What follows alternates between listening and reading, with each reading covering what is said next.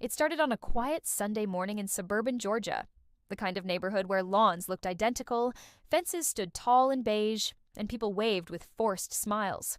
But for Marcus Reed, that illusion of peace had already been broken. Marcus was a proud homeowner.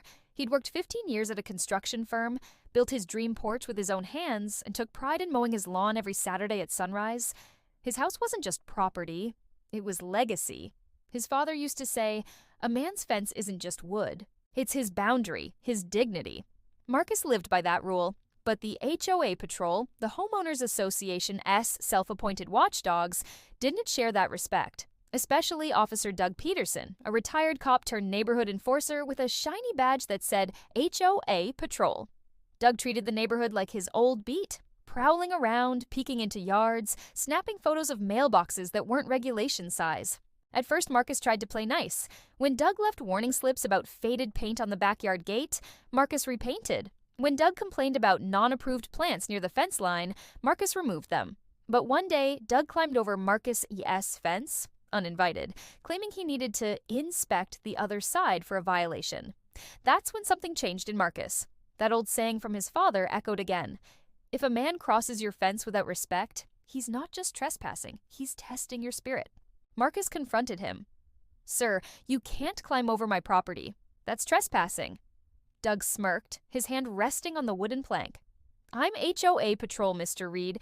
We're allowed to inspect if we suspect non-compliance." Marcus felt his jaw tighten. "No, you're not law enforcement. This is my property. You have no right to enter without permission."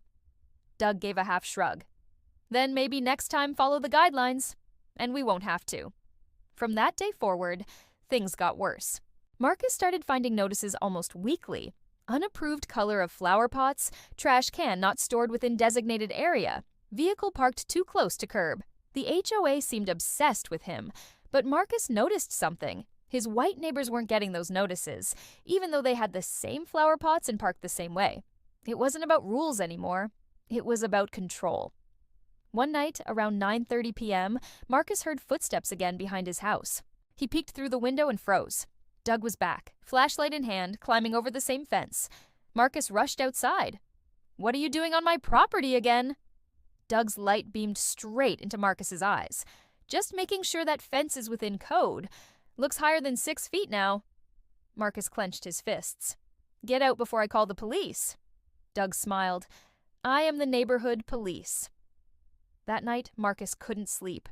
His heart burned with frustration, not just at Doug, but at the system that let men like him bully homeowners under the name of regulations.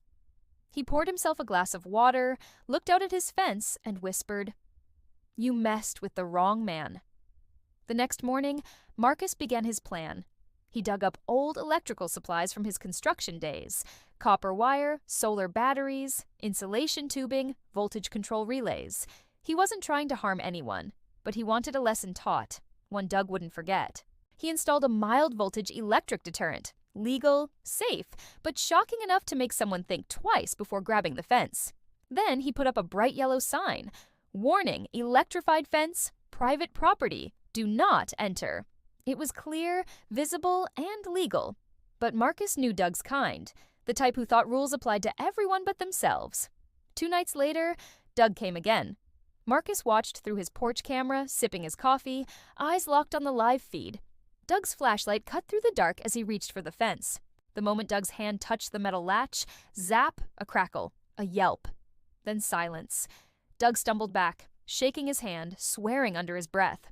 Marcus chuckled to himself, not out of cruelty, but relief. The fence had spoken for him. The next morning, the HOA board called Marcus, furious. "Mr. Reed, we've received a complaint that your fence is dangerous and violated safety codes." Marcus calmly replied, "Dangerous? I posted a warning sign. Your patrol ignored it. That's on him." By the afternoon, Marcus's doorbell rang. It was 2 local police officers with Doug standing behind them, holding his singed glove like a trophy. Doug shouted, "He assaulted me with that electric fence." Marcus held up his phone, showing the footage. "No, sir, you trespassed again. The sign was clear. I didn't invite you." The officers watched the footage. One smirked, trying not to laugh. "Looks like you walked right into that, Doug." Doug fumed, red-faced. "This isn't over. Marcus smiled. It already is. But it wasn't. The HOA would soon come after Marcus in ways far beyond a simple fence.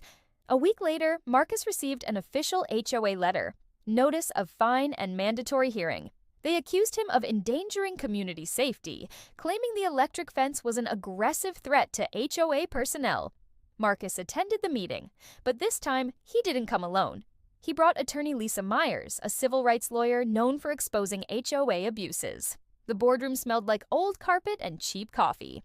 The HOA president, Margaret Hale, sat at the head of the table with Doug beside her, wearing a wrist brace for dramatic effect. Margaret cleared her throat. "Mr. Reed, your actions are unacceptable. We have the right to ensure neighborhood safety."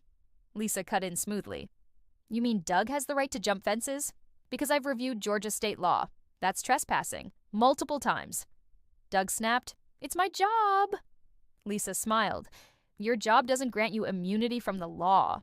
You crossed private property, ignored posted warnings, and got exactly what the sign said would happen." Margaret glared.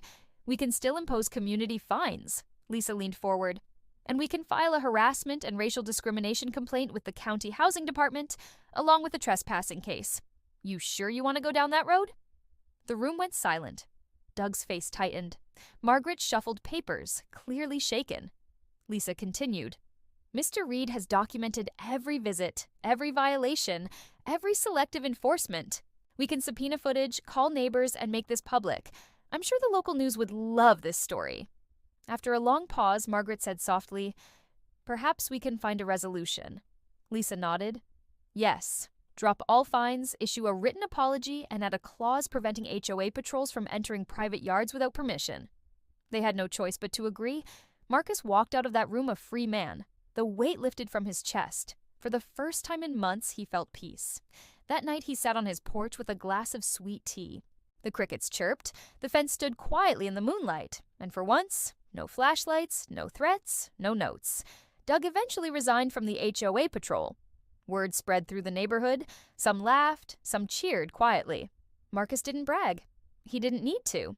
He'd stood his ground, with dignity, intelligence, and law.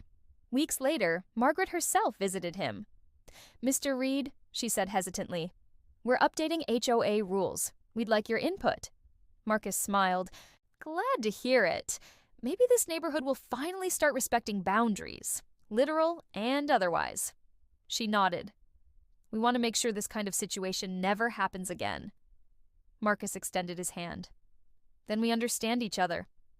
As she left, Marcus looked out across his yard. The fence glowed faintly in the sunlight. Not as a weapon, but a reminder. Every man deserves the right to peace in his own home. And sometimes, peace has to be defended, one electrified fence at a time. And that might choose how Marcus turned injustice into a lesson, one that burned brighter than any warning sign. If this story touched your heart, please like the video, comment below what you'd do in his place, and subscribe for more powerful true stories. Have a wonderful day ahead. And remember, respect begins where boundaries are honored.